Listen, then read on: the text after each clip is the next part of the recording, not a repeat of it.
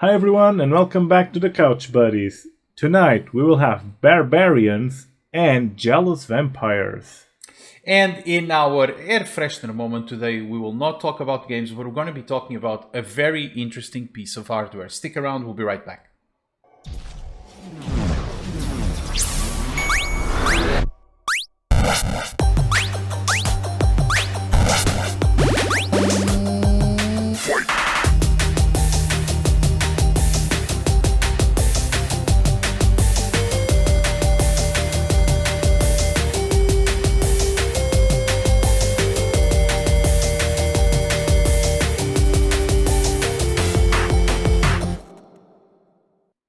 Welcome back to another Couchisode, and what an awesome week this week. And what do we have again? Old and moldy, fun As usual. games. As usual, yeah. We should do something different and talk about something that's not moldy. Oh, we already do that. Okay, we need fresh ideas, yeah. We will have some fresh will. stuff today in the will. air freshener moment. But first, There will be let's something talk different about today. let's talk about the games that we have to Yeah. talk about. Let's you can get kick the it mold out back. right away. Yeah, mold back. So let's go to the Amiga, good old Commodore Amiga, and let's talk about a fun game called Black Tiger. Yeah. This game came back in '87 in the arcades and then was ported to the Amiga in 1990. And this is where I actually played this game. And, you know, this was a really cool game. You played this barbarian, and it was a platformer. You know, typical levels, boss in the end, the usual. But The whole 9 yards. yeah, but you could. It had a few different twists along the way because, well, the attacks would just throw this ball, this star ball or whatever it was, with a chain, and you would also throw knives at the enemies. This was the basic attack. And you had a swarm of enemies, and you had the typical challenges of a platformer of this type of game. But then you had this cool thing at the time that was having a shop, so you could improve your character and your weapons. And to purchase things there, you needed to pick up coins hidden in the levels and find these elders that would just give you advice. Well, fairly obvious advice. But some of them will give you what you want, that's coins. And you could just make it easier to get to the end of the game. And the bosses were actually fun and challenging. Except for the first one, that was dead easy. It didn't even look like a boss, but yeah. You know, and I remember seeing this game for the first time on TV. There was this show on TV here that would just introduce to you some Amiga games every week. And it was awesome because I found out about this one there. And I just spent countless hours on it after. And it was a really, really fun game that I had to play at a friend's house because, well, guess what? I didn't have an Amiga back then.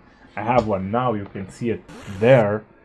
It was just 30 years late, so but Yeah. it's still such a fun machine. I haven't played this one, to be honest, and looking at it, No, it's really cool.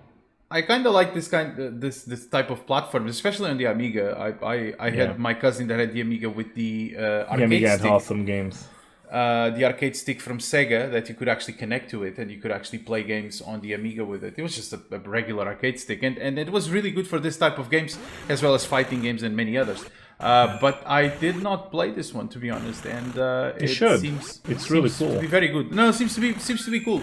I haven't really tried it, but you know, it's probably another one that I have to add on my list of 125,000 games that I haven't played yet. So You have so few. because we have not played everything, and that's the thing. That's sad. Moving on to the next game, I'm going to be talking about one of those games that probably it's very underrated, and I think it has a lot of cool features in the game itself.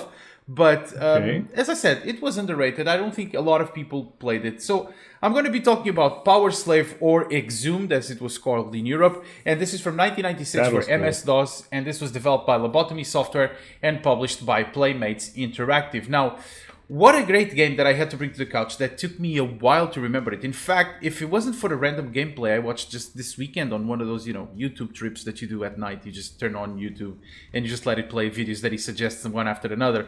And I would have never remembered it, but this game is absolutely amazing. Set in an Egyptian city of Karnak around the late 20th century, we are part of an elite team of soldiers that is sent to investigate an event. Soon we discover that there is an alien race that invaded the city called the Kilmat, and that it's now our job to annihilate them. So as usually in these types of games, that's what we have to do. Search, kill and destroy. Throughout 20 levels of pure chaos with a blast of an audio CD soundtrack that mixes Middle Eastern composition with heavy metal, with the assistance of the spirit of Ramses, we will kick some mummies' ass. Mummies, mummies, not the mummy, not your mum, just the mummies, the people with the bandages around the wrapped ones. And the body. Yeah, the wrapped people. Yeah. Aside from the normal human weapons available like the revolver and the machete, which is quite interesting selection of weapons, we also have some magical weapons like the Cobra Staff and the Gauntlet of Ra that allow us to do some more damage, provided that we have the spirit power, which is kind of like mana in this game. So these are like magical artifacts that you can use as weapons. This game was awesome. I think it's something that we've seen in other games. Like I believe in Spear of Destiny, we saw that there was not just physical weapons like we usually know, but also some magical ones. There is quite the difficulty level on this game. Some bosses can literally one-shot you with some of the spells. It's quite of a nuisance. So this game was not exactly as easy as it looks. Now, if you're looking right now at the graphics of this and looking at the graphics engine and you're thinking that it's similar to another game that you played, well, there is a reason for that. Originally, Power Slave or Exhumed was to be released by 3D Realms build engine, where the same that was, where Duke Nukem 3D was made and developed. However, later on, 3D Realms dropped Power Slave and Playmates Interactive picked up the rights of the game and released as their own. Disappointingly enough, and it took me actually several years to find that in this game. Originally, this was released for the Sega Saturn and the PlayStation 1. The games on the consoles... And they were significantly better than the PC version. Like the consoles version was so much better. It follows the same principle of sequential levels that you have to go into a level and finish it to go to the next one. But the difference here was that it could give you a map, a level selection, kind of like in Super Mario. You remember Super Mario World that you could select the levels by going into those mini, ladders and whatever. This is exactly what you get. Or Crash Bandicoot for that matter. I just remember games that had mini-maps where you could select the levels. And it follows that same principle, but it adds upgrades that when you collect them, it allows you to go back to previous levels that had unreachable areas, and now you could access. For example, one of the objects that you can get on the PlayStation version is a pair of sandals that allows you to jump higher.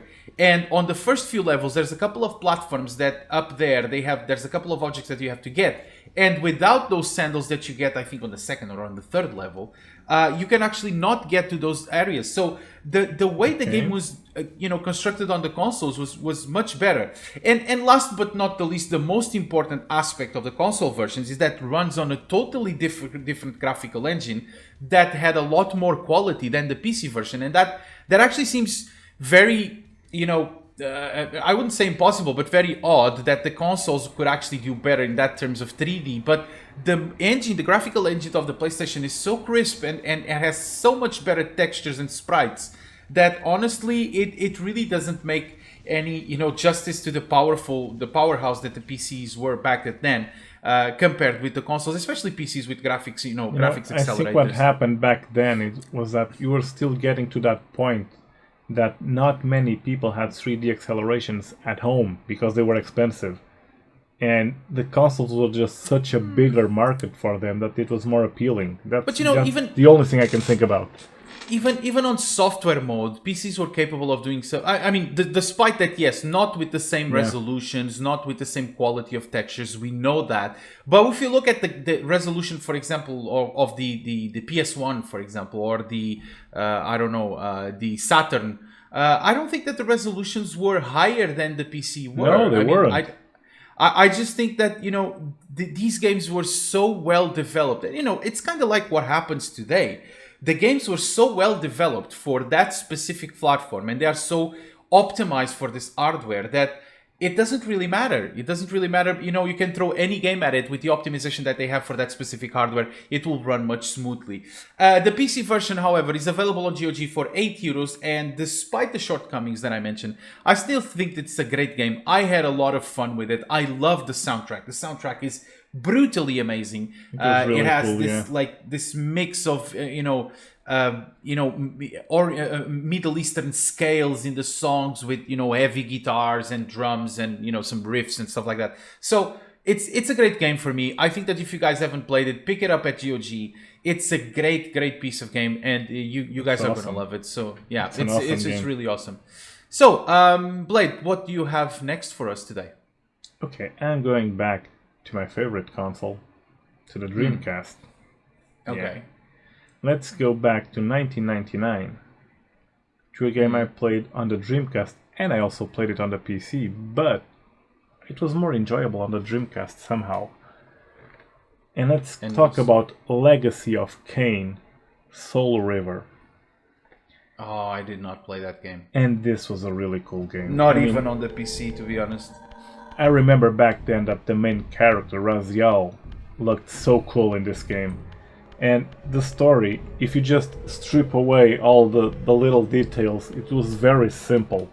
You just have Raziel coming to the throne, to Kain, and showing him his new wings. And Kain just gets so jealous of him that he just rips off the bones from his wings and just throws him into this whirlpool to let him fall into the lake of the dead. But somehow you just get resurrected as a race, and you just go on your revenge trip. That's basically what happens here. And this game was an adventure game that played, well, slightly similar to Tomb Raider, but not with the same theme and nothing to do with it, but it just played similarly to that. But you had this way of fighting enemies when you were on your main world, or the physical world. Then you could just shift to the spiritual world and just avoid obstacles. And well, it was important because you could even walk over water. And the shifting between planes was just what made this game so interesting, because it made the puzzles to get to the end so much more interesting. And you even had these specific enemies you had to face in the spirit world, but it was, well, simpler fights because you didn't have as many resources there. And you just have to play this one, because just the environment there, the whole thing in the game, and the main character, it was, I can't tell you this enough, it was so cool. It was really so cool. I remember the game itself. I remember hearing about it, but I have to say I've never actually played it, and it looks quite good. I mean, it's from Eidos, so I mean, I guess that they used some of the experience that they had with the Tomb Raider series, because it looks like pretty much one that type of game. It's a third person, anyways. The story obviously is different, and it seems to have this more gothic environment with a lot of based on, I don't know, Shakespeare type of novel arguments, stuff like that. But again, I mean, I haven't really played it. I know something about the game, but I have to say that it's not that much. But it seems actually spawned a long series, and all of the games are really cool. Yeah, so I heard that the developers, that then I think this went to the hands of Square Enix Europe later on, because they acquired the rights of the game. And I think they released a total of 5 games on the series, but then it spawned some others on consoles and stuff like that. So there was a lot on this series, because the backstory on this was actually pretty cool. This was a cool approach on vampires. It was really well done. It was a vampire anti-hero, as per what I was able to read about this game. Again, I don't know much about it. What I could read off of game reviews and stuff like that.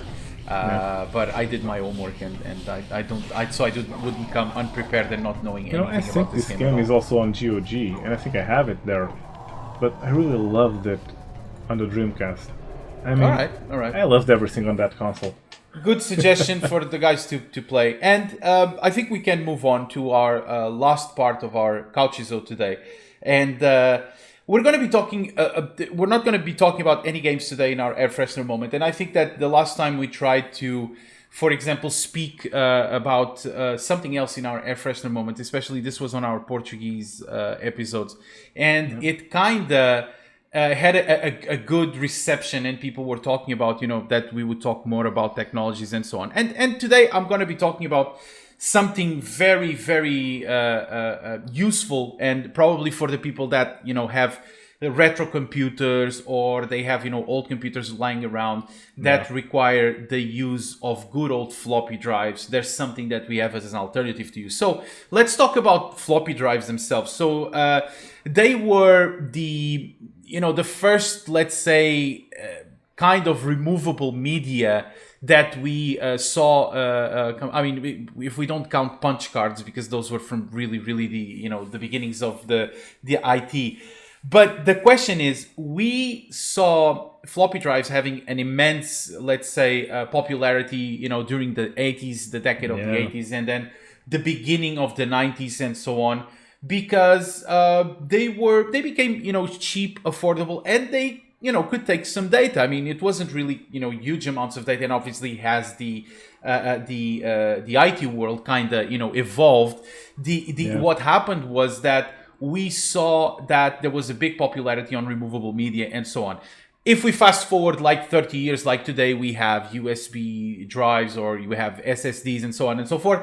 But that's kind of like the mix of those technologies, those old technologies, and the new one. So without further ado, what I'm going to talk about is this little piece of hardware right here. And this is a GOTEK floppy emulator. So anyone that actually, is, hardcore into old hardware, just kind of like me, has come to a situation where you have like really old computers that do need a floppy disk to work, whether it's because you need a boot disk, whether it's because you need to install something.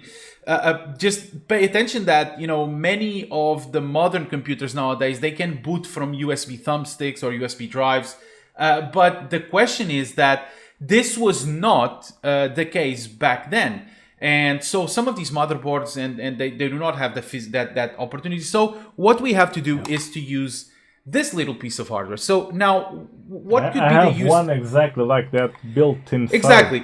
And we're going to talk about the use cases for this. But one of the use cases was the one that I mentioned. For example, I have a Pentium 120. I have an AMD K62 350 or 400 CPU or something like that. All of this runs on motherboards that they only have IDE controllers and floppy drive controllers. Obviously, if you want to install any operating system on this, you will need to have a floppy disk drive. And the thing is that floppy disks, they are kind of like a magnetic tape. Much of their chemical composition is very similar. So what happens is that they deteriorate, and if you don't really take good care of them, if you don't control the humidity where they are, they kind of, get bad. And it's not that it's very expensive to buy a pack of floppy disks, but the thing is that having everything on digital form is way more reliable. So what does the GOTEK floppy emulator does? So basically, this is you put a USB thumbstick here. You can format it with a specific type of file system that will then recognize specific files, and those specific files can be used as individual floppies. Now, when this is working, there is this LCD screen will light up, and it goes from 000 to 1. I think it's 999, if I'm not mistaken. So you can have literally 999 floppy images inside of a USB thumbstick, and the only thing you need to do is divide them by specific folders within that root. But now this is a little bit, going into how it works, and obviously if you guys want to know about that, we can make a video specifically about that. That's not a problem. But the use cases of this is that there are so many. So I'm using a different system on mine. Exactly. So I'll explain that. So these can be used on, regular PCs. They can be used on Amiga. So anything like I have another friend of mine that he's using one of these on an Atari 520, which is a kind of like a computer that is very similar to an Amiga, and they can also be used in CNC machines, embroidery machines, so machines that do embroidery, like those let's say knitting designs that you could put on shirts or jackets or whatever, something like that, and musical instruments. For example, I had another friend of mine that has a very old Roland keyboard, and he used to have like floppy disks to load samples. I remember those keyboards. Yeah, to save data. I mean, Yamaha also has some of them that use floppy drives.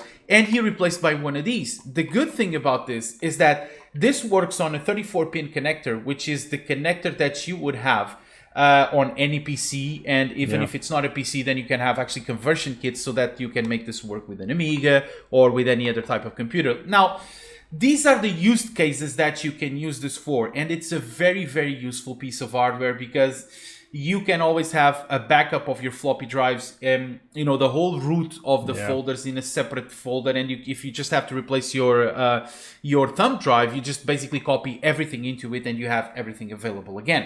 So now, working again. The models available for this, you can have this one. This is the most basic model that exists. You have this little button that goes up and down. You can basically select the numbers here, like one and the other one selects the other number. And basically, this is as I said, this is the most basic model. There is other models, for example, that have LCD screens, which is the one that we'll be showing to you right now on the video right now, which is the one that Blade has installed on his Amiga. It's the same model as this one, but has an LCD screen that is a little bit more descriptive. It tells you what image you're loading into. It tells gives the file you name, basically. Gives you the file name and so on and so forth. Although for the Amigas, there's a slight note because the Amigas have a bootloader that actually shows up on the screen and you can select which image you're going to load. Makes it a lot easier. This doesn't exist on the PC. You have to actually select the numbers of the floppy drive you want to go to, or if you have this more advanced model, you can go by the file name, which is much easier. And now recently, a new model that was developed was the GOTEK, which is it's based on the same principle, but uses SD cards, which is a little bit of a more, let's say, modern media, although we talk about not thumbsticks, about thumb drives, but the thumb drives are actually something that is falling into, not being used anymore because, now everything is digital and with clouds and stuff like that, still fairly used, but it's something that is kind of like starting to be considered an obsolete mode of data storage. One thing that I want to notice in particular, and to note that, guys, is that you will have no benefit of speed here. This works exactly at the same speed as a floppy drive. So don't expect to connect this and have faster transfer rates or whatever. This works with the same connector. It just emulates the reading of the sectors of a floppy drive. So this is basically the same thing as a floppy drive, but instead of that, you have a USB get a thumbstick. speaker to emulate the sound it made. Exactly, I have it here. Actually, this little wire that you see here, I hope you can see it. Underneath here, there's a little piezo speaker that it's inside that basically emulates the sounds that the floppy would do. And, it's just a novelty thing. You could actually buy it just the board as it is. This actually underneath this shell, this is just a 3D printed case. This is a board that is roughly this size. It's not very big. This is actually very lightweight. And you can connect the speaker then and have the sounds emulated. Now, the big question is, how much will this cost you? And the solution is this basic model that I have right here will cost you around between $20 and $30. It really depends on where you buy it from. There are some people selling the board of the GOTEK emulator and then creating completely custom 3D printed cases for various applications. Blade has one on his Amiga that is basically just a standoff or a plastic housing that serves to hold the GOTEK floppy emulator, but it doesn't have like this, top part and stuff like that. No, because it wouldn't fit in there. No, it just cut it out specifically so you could just reach the buttons and see the screen on the floppy slider. So and so that's the basic model that will cost you, but I will believe between $20 to $30 would be okay. Roughly around that. The models with the LCD screen, they can go between $50 and $70. Again, it really depends on the type of housings that you have, because the LCD screen one, there's another version that instead of the buttons to change something, it has a rotating dial, which you can actually select the files through that. So again, depending on those changes, and there's a lot of variety on these designs, you might be able to see some different prices. The models with the you can choose what you want. Exactly. The models with the SD card, I actually don't have a clear picture on the cost of these. What I could, find on the internet is that on forums they go for about $80 to $100. I don't really know if that's the correct pricing. If anyone has bought one and knows the exact price, maybe you would like to drop it down in the comments. Another thing to have to note down is that GOTEK, the manufacturers of this, they don't sell individual drives. They only do wholesale. So if you go to their website, www.gotekemulator.com, we'll leave the link on the description. You can only buy 10 of these. And they will sell you the whole thing with already the 3D printed case, the screen. But just have in mind that all of this is modular. There's a lot of people that actually just ask for the baseboard and then they build things around it, like different screens, different ways of emitting sound, different configurations, you name it. I mean, this is very, I wouldn't say, I'm not sure if it actually is open source. I don't know if the design of this is open source, but there's a lot of people doing a lot of good things with this. And it seems like a quite simple engineering piece that they have done here. But that, means the world for anyone like me that has to use floppy disks or, doesn't want to use floppy disks anymore. It just saves your old media because it will break at some point. And exactly. Just keep it safe and just use one of these. I know that there's a lot of, let's say feelings about using real floppy disks and stuff like that, but the fact is that we have to go forward, and digital media, and especially solid state media that we have, removable media, is much more reliable than floppy disks. You can just literally I could put my whole floppy disk collection that I have back home inside one single USB stick, and that's a 2 gigabyte stick that I'm using here for this GOTEK. But you can use any size that you want. It's just, it's going to be probably a waste of space, because anything, even 2 gigabytes is already a waste of space for, 900 and something floppy disks or whatever. So in any case, I hope you guys have, if you didn't know about this amazing piece of hardware, if you do have the necessity of having one, it's very simple to configure. I literally took 20 minutes to upload a firmware here that was compatible with what I needed.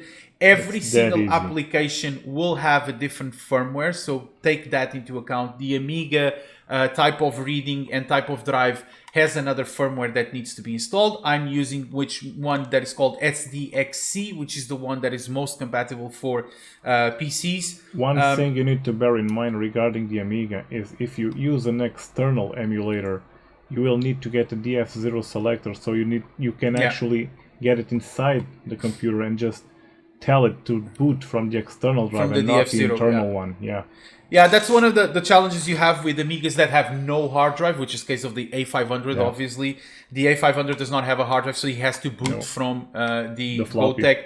And obviously, it has to boot into either the game or, Amiga OS or Amiga Workbench or anything like that you are loading up first. So, guys, this was it about the GOTEK floppy drive. Drop us down in the comments if you have any questions about how it works, if you want to know, places where to buy it, what to buy, and so on. We can advise you on that. I mean, we have been using these for quite a while. I've been using these for, at least 3 years now, with all my collection. I still used floppy disks 3 years ago, which is sounds like a very funny thing, but I still use them because unfortunately we don't really have good platforms of e-commerce in Portugal. We have eBay and we have Amazon, but there's no local warehouses there. We are always depending on warranties that come from other sellers. And here in Poland, actually, we have very decent websites to buy this. And I actually bought this one from a Polish website, a local seller, and with 2 years warranty. So again, that's the reason why I never bought it when I was in Portugal. But when I came here, I was very happy that I could find this solution. I actually have another one in black. It's a worthwhile solution. Exactly, it is. I have another one in black. Again, note that the prices might change depending on the color that you select. I wanted a beige one, like those, lighter beige, let's say. This is a gray one, or a charcoal one, whatever you want to call it. But this is when I use that externally whenever I want to quickly configure anything on one of those machines. I don't even put them into a case. I just put them on a table, turn them on, and configure everything that I have to configure on them. So that's it, guys. That's the GOTEK floppy emulator. The link is down there for the manufacturer website if you want to see the solutions that they have. Again, they only sell 10 at least, or they only do wholesale. But I'm You can sure find that them easily in a lot of places. no, Amazon, for example, you can find it. Yeah. If you go to Amazon, they are available there. eBay, they are also available there. So for those of you in Portugal that are watching us, probably these are your solutions. For people that live in other areas, for example, like I live in Poland, you have Allegro, which is a great website to buy these things, and they exist quite readily available. And that's all for today. And thank you guys for watching once again. Don't forget, leave a like if you like, leave a dislike if you didn't like, subscribe our channel, don't miss out on any new content that we are releasing, and don't forget to activate the bell icon so that you get notifications about new content that we have every week. So with that said, guys, we'll see each other next week for another couch episode. And guys, thank you very much for watching, and game on. Thank you very much for being on that side. We'll be back next week. See you then. Game on.